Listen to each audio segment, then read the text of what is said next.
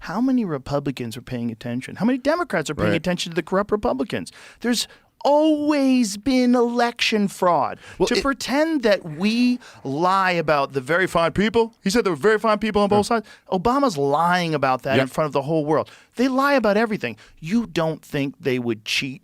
Well, that's right. Exactly.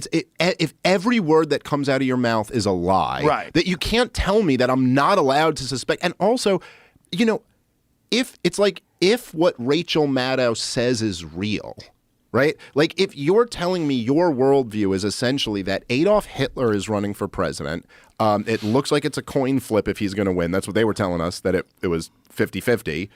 Turns out it wasn't. But Adolf Hitler's running. This is the end of democracy. It's on the ballot. We'll never have elections again if this guy wins. So if that's true, then why wouldn't somebody who's got a bunch of ballots for him cheat? I would do that. If Adolf Hitler was about to win, I'd cheat to make sure he won. If Adolf Hitler's about to win, you should do anything you can. So you're going to tell me on one hand, Adolf Hitler's about to take over America, and on the other hand, but no one would ever cheat? No one would ever break the rules to stop Hitler? The conversation that the dumb American pop conversation is, would you murder a baby if that baby was Adolf Hitler? You know what I mean? Like that's the pop question that people ask about Adolf Hitler. Yeah.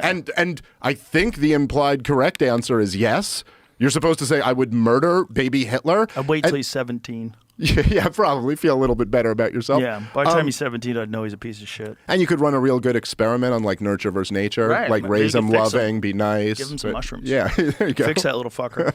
But anyway, but you're saying someone wouldn't. It's also it's like it's not even just that they're liars who are in the business of propaganda. It's that it's incoherent propaganda. Your propaganda doesn't even make sense. Like if propaganda point A is true, then propaganda point B is impossible to be true. Right. And one of the things that I'm so happy that Trump won about, you know, is she just needed to lose.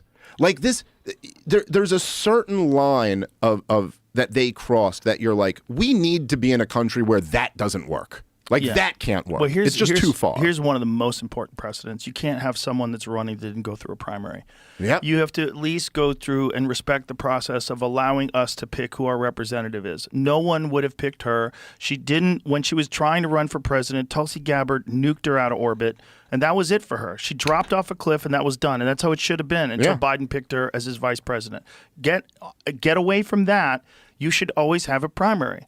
Like, if you really believe in the democratic process and if you really believe in the Democratic Party, you should want the best representative of your party as voted for by the population. 100%. And then you can't have someone bypass that because then you have a complete puppet. 100%. And then in addition to that, just think about how crazy this is.